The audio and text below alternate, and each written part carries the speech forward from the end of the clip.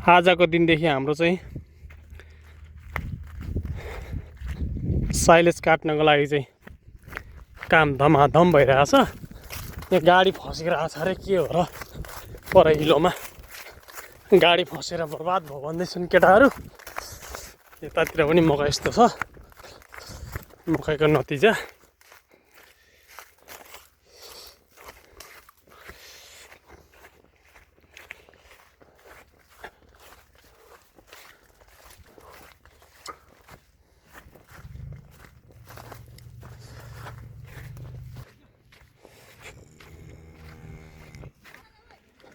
गाडी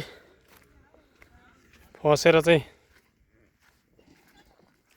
ढुटो पिठो भएर छन्।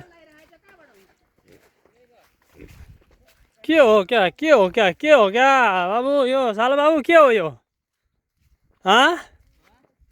के हो क्या साल बाबु यो पारा?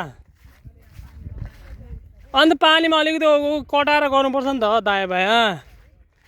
कुम्दा यो गिलो छ यो लेदोमा सब गाडी त पानीले भेट्ने बित्तिकै छुसुकै चल्दैन यता।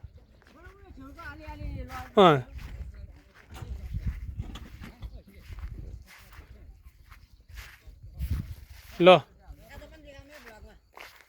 गाडी फसेर छैन हिलोमा। यो कहाँ निक्लियो? 1 घन्टा कति लाग्छ? त्यहाँसम्म अलिकति 1 मिटर जति बढ्यो भने त भइहाल्छ। पानी त अब हिजो बेलुका हामीले के अरे यहाँनिर अब हाले त यहाँ थियो नि त बाटो, यहाँबाट एकदम राम्रो सुक्खा थिएछ।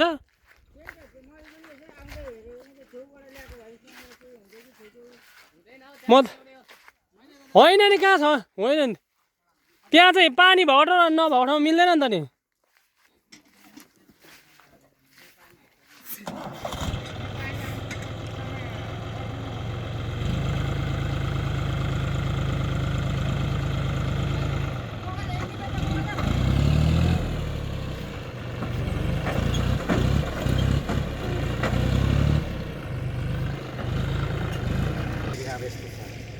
हजुर घाम चर्किहालेछ नि है।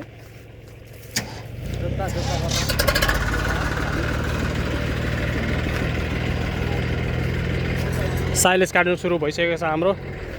साइलेज काट्ने मेसिन यतातिर यस्तो हुन्छ। साइलेज काट्ने मेसिन चाहिँ मकै यहाँनिर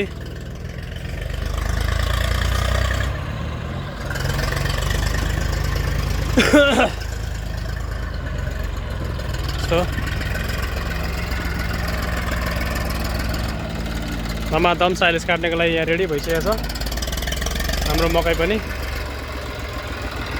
यो चाहिँ हाम्रो हिउँदे साइलेज हो। यो चाहिँ हिउँदोमा बर्खे चाहिँ अब यहाँनिर फेरि अब तुरुन्तै यहाँनिर जोतेर फेरि यहाँनिर जोतेर चाहिँ हामी फेरि मकै लगाइहाल्छौँ। हाम्रो चाहिँ हिउँदोको यो चाहिँ अस्ति मङ्सिरमा रोपेको मकै हो। यो मङ्सिरमा रोपेको मकै हाम्रो छ।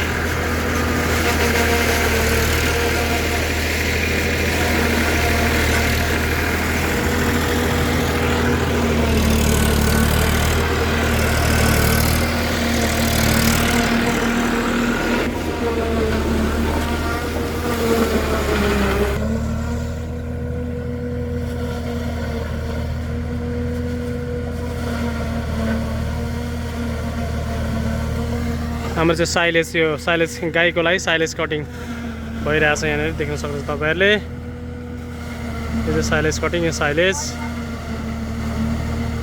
यसरी चाहिँ हाम्रो चाहिँ साइलेज काटिन्छ यता चाहिँ फसिरहेछ एउटा हिलोमा यहाँ चाहिँ साइलेज बोकेर जाँदै गर्दाखेरि चाहिँ साइलेजको गाडी नै फसेर चाहिँ लडिरहेछ यहाँ फसिरहेछ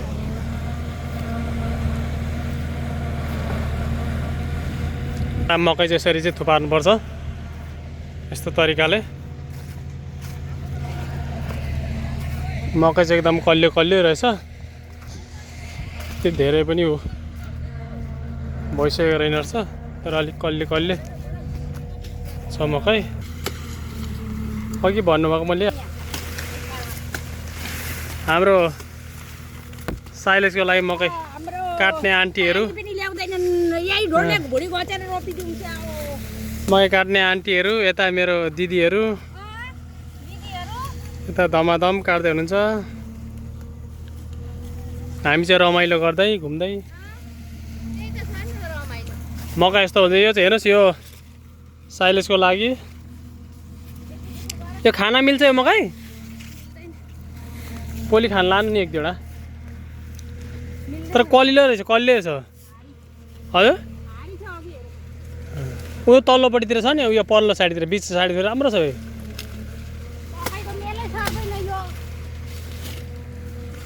किन यति बाग्राउन्ड रोपेन भन्दा मकै नै त्यो क्यारे हुँदैन नि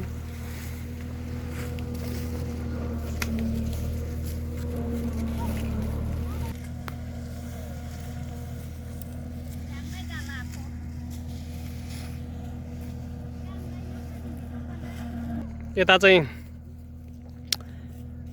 माई खोलाको बगर यतातिर चाहिँ तपाईँको चाहिँ यता चाहिँ पुरै अब पहिला यहाँ यो परसम्म थियो खेत त्यो सायद यहाँबाट बगाएर लिएर यहाँ ल्याइसक्यो अब यो अहिलेको साल कति लान्छ खोलाले बगाएर सायद सकिन्छ होला यो बिस्तारै बिस्तारै लान्छ होला यो खेत नै लान्छ होला यो सरकारले तटबन्धनको लागि पनि कुनै व्यवस्था छैन यता पारिपट्टि चाहिँ तटबन्धन गरेको छ यो पुरा पिलरको छेउमा तटबन्धन गरेको छ यता चाहिँ तटबन्धन नभएको कारणले गर्दा चाहिँ यहाँ चाहिँ खेतहरूको चाहिँ एकदमै खेत बगाउने भइरहेछ खेतहरू चाहिँ के भन्छ यत्रो यस्तो राम्रो राम्रो खेतीपाती हुने ठाउँहरू चाहिँ बगाएर लगिरहेछ एकदम गाह्रो छ स्थिति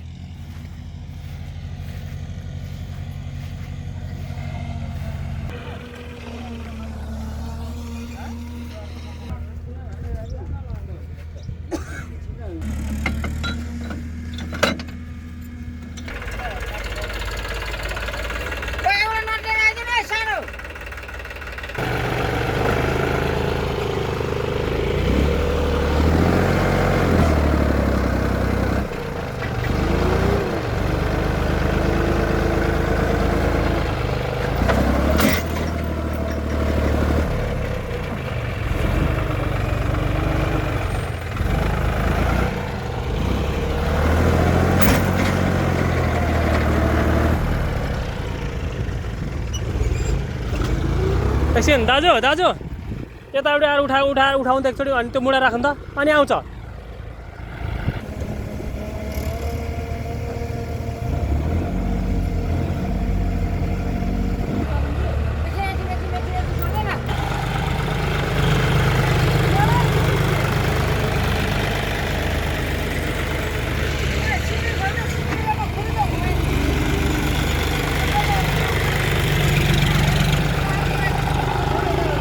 अब घुम्छ होला यतिकोमा त हुनुपर्ने हो